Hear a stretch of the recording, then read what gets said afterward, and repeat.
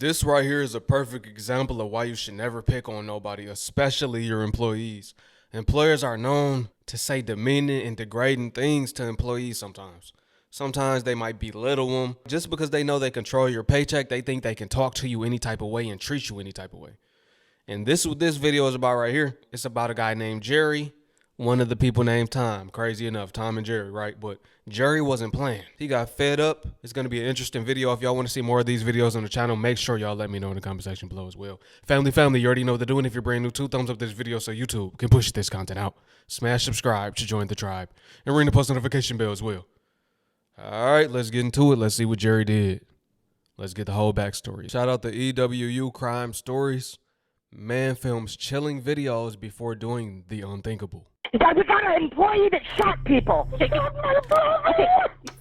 Is just racist.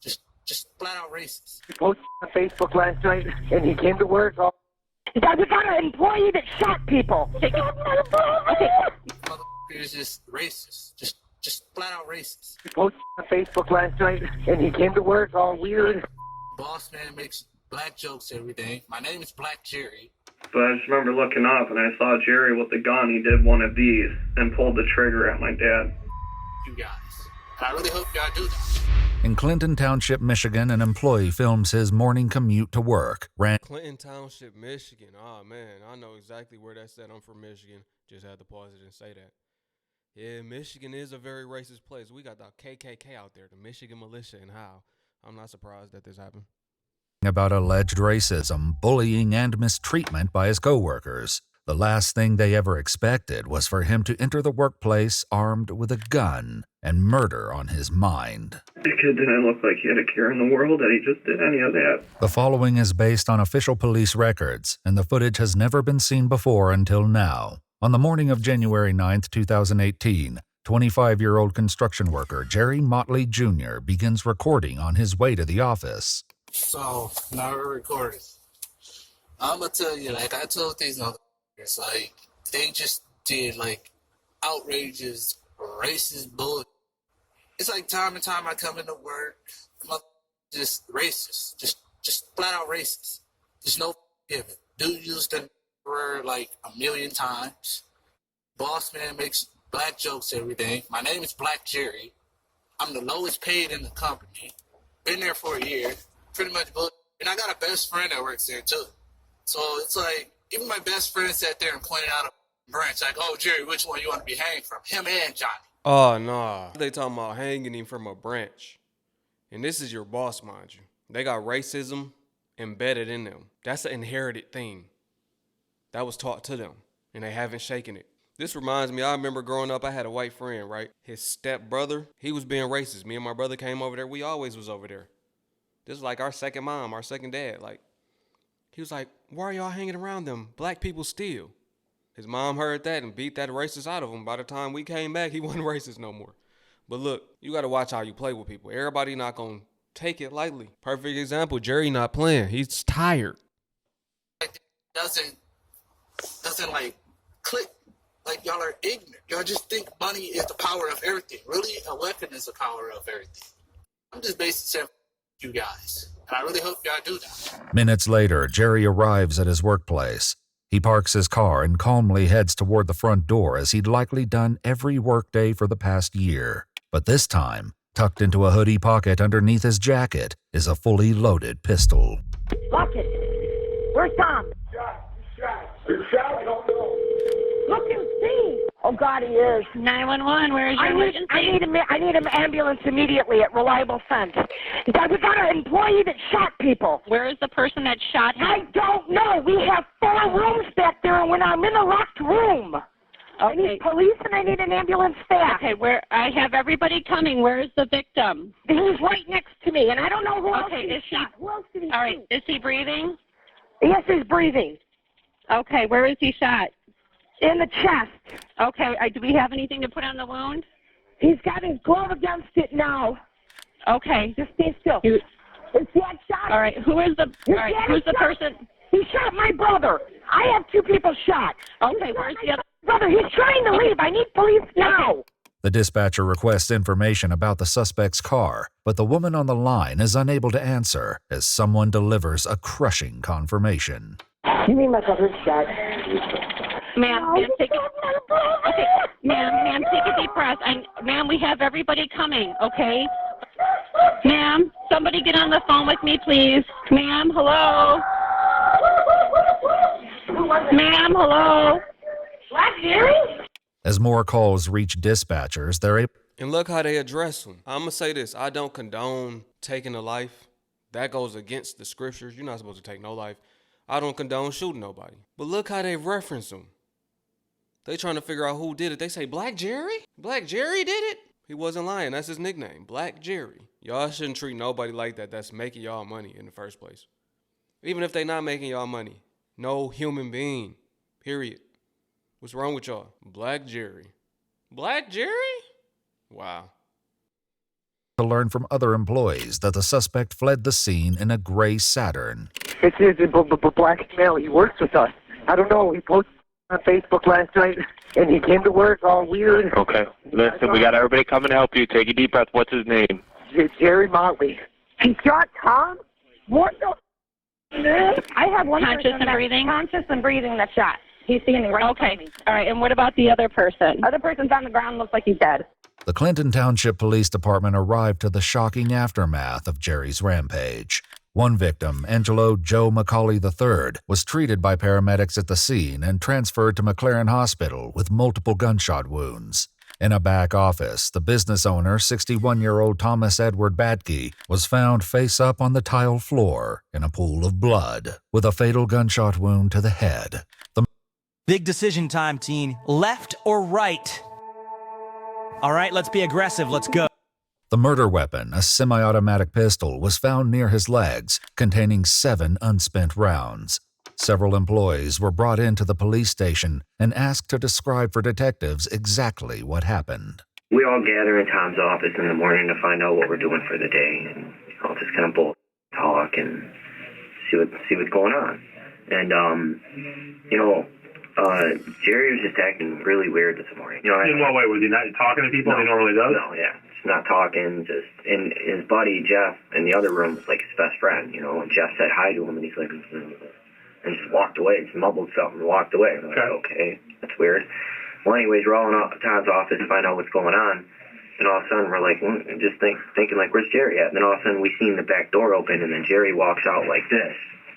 Jerry pulls the gun out and says, "You motherfucker, I told you to stop with me." Blam, shots once. I've been to shooting range. I know what it smells like when you shoot a gun. I'm like, what the? He shot Angelo. You can hear Angelo hit the ground. Lori, the deceased owner's sister, described what happened next. I can play it in my mind. Into my view came Angelo, and he's like this, and he goes, "My God, that hurts."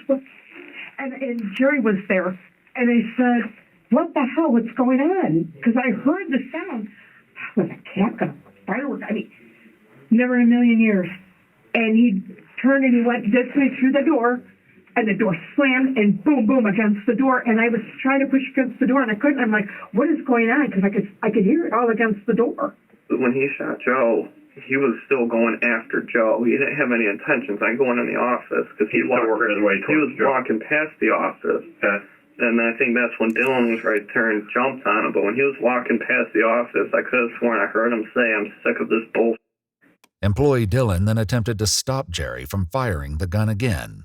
I grabbed both of his wrists and threw him up against the wall, and I couldn't hold him forever. I knew that. I held him for about 20 seconds, and then he found a way into the office. And Tom, at the time, my boss, the second guy that got shot, he was trying to lock the door.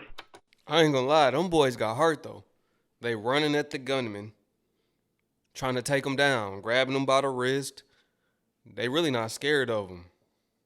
They got heart. Because either I'm going to reach for the gun and either it's going to go one or two ways, right? You're going to try to take that gun or you're going to try to fire all the bullets out of the gun, right? If his finger on the trigger, you try to make his finger shoot all the bullets out. But other than that, if I'm not doing that, then I'm not running towards him. I'm getting out the way. In this instance, I'm going to try to get out the way. I'm going to try to make sure I'm not on his bad side. I'm hearing what's going on. I'm out of here. You know what? I might not be coming in to work today. Seem like everybody getting unalive today, and I don't want to be a part of that. It was then that Jeff jumped in to help, but the struggle spilled over into the owner's office. They moved into the office, and he still had the gun. And I looked, and my dad, since Jeff was on him, my dad saw that, and he went to grab his arm and try to get control of it so no one else got shot. And then I saw that, and they were leaning on my dad's desk. So I jumped on Jerry, and I put him in a chokehold. And I don't know where my dad was. I know he was in there somewhere, but I just remember looking up, and I saw Jerry with the gun. He did one of these and pulled the trigger at my dad. Then after that, Jerry had the gun like this, and he shot it at the wall, and then he ended up dropping it. I don't know if it was because I was still choking him, so I don't know if he was losing consciousness. Then after that, him and Jeff just fell to the ground in the doorway. And I remember looking up to the right, and I just saw my dad laying there. I could tell he was almost passed out because he started gagging. I kind of let off because I didn't want to kill him, you know what I mean? But I sat there telling him, I was like, you just killed my dad. Because I knew right away when I saw him laying there that there was no... Did he say anything after you said that? No. Did he? No, I got up. Since I was the first one to get up, I walked out front because I didn't know what to do. Because deep down I knew what happened, but I didn't know what to do. It was then that Jerry, just as casually as he entered, made his way back to his car. However, he didn't make it far. Just 1 mile down the road from the business, Jerry lost control of his vehicle, slamming into the rear of a flatbed truck. Despite not wearing a seatbelt, he survived and was seen by the truck driver crawling out of a shattered window, fleeing on foot. He detailed several incidents, writing, "You can't talk to another human being like that," then stating, "I put up with it for a year, no more." Like, I was reading it, and it was just like all the people that gave me a hard time and this, and that, and I think he's talking about Joe. Was there a history of Joe giving him a hard time? I mean, that you saw. All right. Joe has done a lot of things to everybody. Okay. He's grabbed me by my neck and, choked me up one time at a job. Joe the owner? Nope. He's a worker. Okay. He's grabbed the owner's son by his neck and choked him up just for stupid little bickering arguments, and he's done it to Jeff. And he always picked on Jerry. Angelo is kind of a bully, really, honestly. He'll, flick cigarettes at you, he'll throw at you, he'll just do all types of stuff to, kind of tick you off. Right. And picks on Jerry the most, so I could see why he was the first one shot. He said I could see why he was the first one shot. That boy flicking cigarette butts at people. Yeah, he found his match, didn't he? There's really people out there like that. That's the crazy part. There's really people in the world that feel invincible, untouchable. Wow. I don't know who he thought he was. There may be a reason Joe hasn't yet been fired, despite the allegations of abuse by his coworkers. Sounds like Joe's a big dude. He's not small. Mm-hmm. Is he that meathead? Is he that guy that's got to pick on everybody, flick cigarettes at everybody, call names? Oh, yeah. Has he been there a long time? Works for your dad? Yeah, 17 years. Wow. My dad's known him since diapers. He's best friends with his dad. That's why, Joe's caused fights around there in the past 7 years I've been there. Me and him butted heads a few times. Does he keep his job because of the relationship between your dad and his dad? Oh, yeah.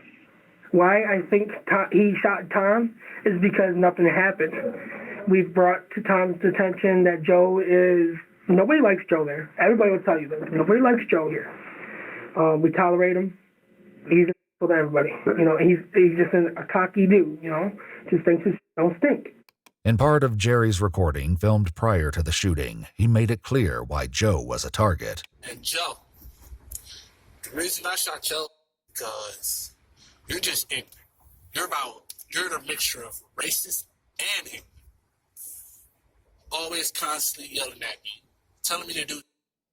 I done did everything that you said, but you're still crying about everything.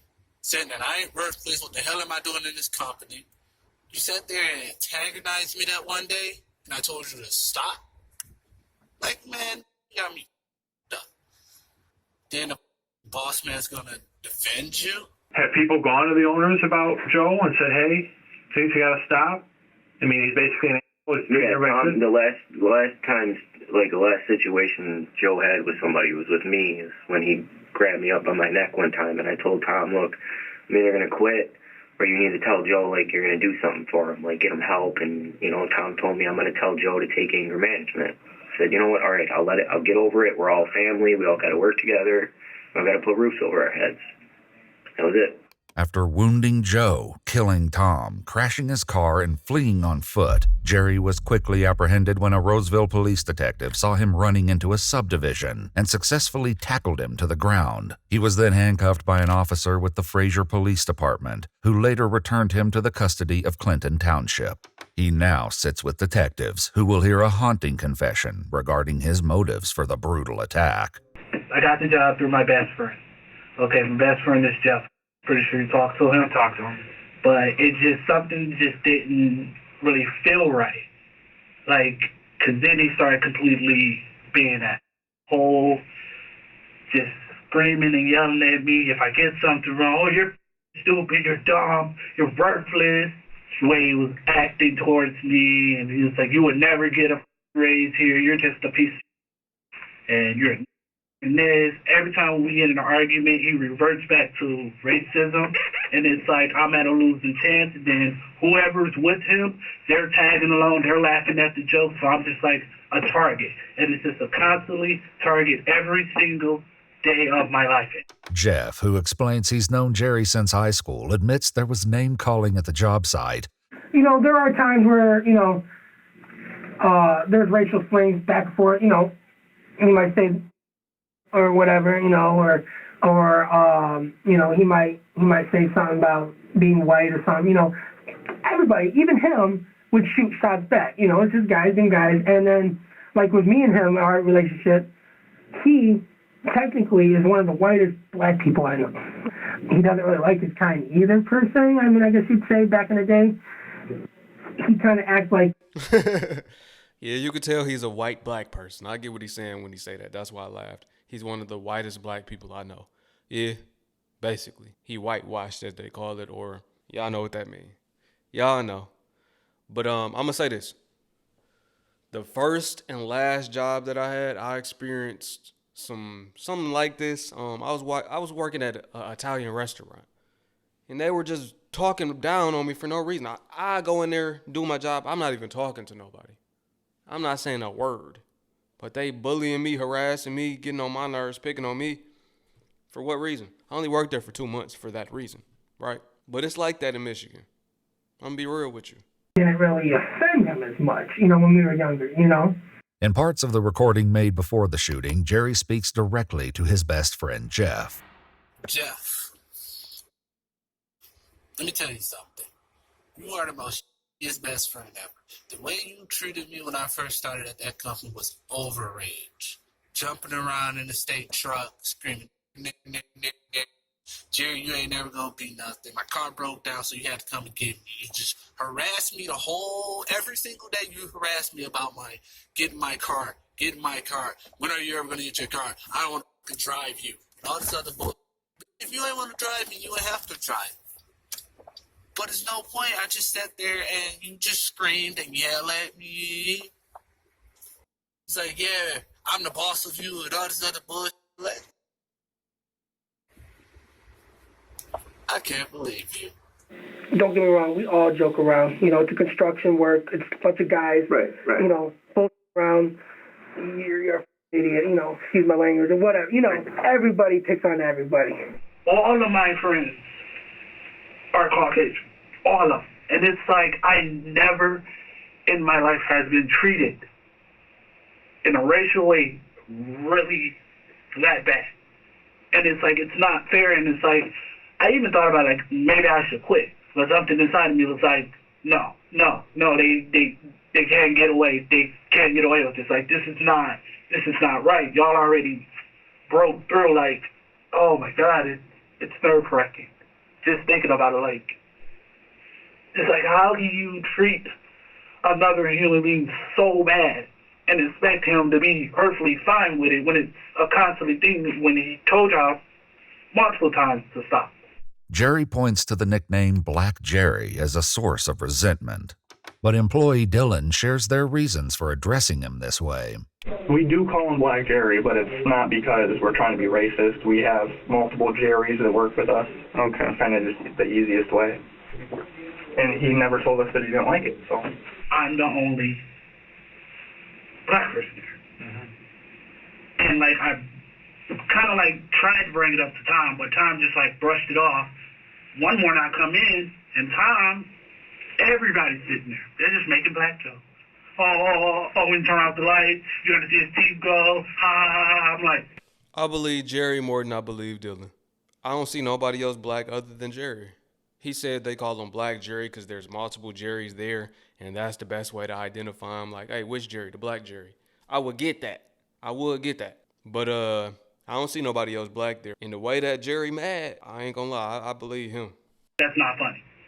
It was like, and then they just no apologies, just went on about their life. Like, are you serious? Like, that's bull. Jerry shares a more specific example of something that happened between him and Joe. One day I was extremely pissed off, like I wasn't having a good mood. And for some reason, Tom sent me with Joe, and Joe was just being a and I was like, dude, can you just leave me alone? So I kind of got pissed off, and I went in the truck. He's hitting the window while I'm in the truck, just terrorizing me. And Jeff was like, you know he's not going to stop. I was like, he just needs to leave me alone. And he's all laughing about it, thinking it's all funny. Outrageous, screaming at me. Oh, if I get something wrong, oh shit, you should already know this. You've been here for at least 2 months. I have a disability. I can't do that. I know it now that I've been there for a year. But you say, oh, I'm just doing whatever Joe's doing to you. That's not right. That's some bullshit. Multiple co-workers acknowledged that Joe was particularly harsh with Jerry, but still couldn't believe he would take it to this extreme. I told my team every single day. I started as a driver. Jerry was, I've had him over my house a few times, you know what I mean? We've hung out. He was a good kid. I mean, granted, I know Angela, he gave him quite a bit of at work, but I mean, Jerry's a little slow. So when you tell him to do something and he doesn't do it properly, you just got to keep telling him, you know what I mean?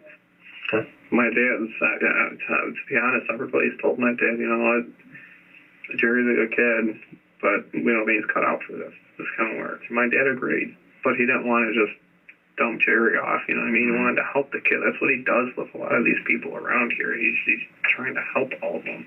According to Tom's sister Lori, she encouraged her brother to fire Jerry, but Tom refused. He's a little slow. Who's that? Jerry. Okay. And I said to my brother, Tony, things are getting slower, the winter season, da-da-da, you can leave the kid alone. He needs a job. He did everything, and you killed him? Yeah. So Tom was great to him. You know, Tom could have canned him 6 months ago, you know what I mean? He just wasn't the best worker all the time, you know, again, he was slow, you know, doesn't like the cold, you know, all this, so, but he was very patient with Jerry, and which is why I don't understand what... When Tom was shot, did it look like he was the target of, was Jerry's intention? Yeah, oh yeah. Right. Oh yeah, yeah. Because there's 4 of us there, and he could have went off and all of us. Right, He wanted, but you know he what I mean? specifically got his arm in, and pointed at Tom, and pulled the trigger. Yeah. Jerry continues his confession to investigators, sharing a specific incident regarding the owner, Tom. Tom's like, started laughing, and then just turned to me, oh, do you want to hear something funny? I'm like, not really, Tom. I really don't want to hear that funny. Oh, if you gave a black person watermelon, he could do anything that you say. As he shakes the watermelon in front of my face. So I'm like, wow. So Joe turns around after he leaves the room and tells me, Jerry, don't tell nobody what goes down over here. Immediately I thought to myself, like, yeah, because if I tell anybody, it's not gonna matter. The kid didn't look like he had a care in the world that he just did any of that. All right. From the perspective of them, they were telling Tom to fire Jerry because he's not doing the job to the capacity that they need. He a little off. So he's a little slower with doing the job. They got to keep telling him what to do over and over again, right? But Tom still wanted him there. He said he need the job. But meanwhile, Jerry is saying they were bullying him the whole time. This is what I'm getting from Jerry, though. Jerry can't let go of the things that happens to him. He's bringing up all old instances. Yes, it might still have been happening currently, but he's holding on to each instance, right? There was this one time that this happened. There's this one time that happened. So it's a lot of built up animosity and anger in him that caused him to finally snap. That's what it is. He finally snapped. And I don't know why he shot my dad. My dad was nothing but good to him. There's no way he just randomly decided to just bring that gun into work. You know what I mean? He wouldn't just do that. He's that type of kid where he has to plan it. He doesn't just go with the flow. His brain just doesn't work that way.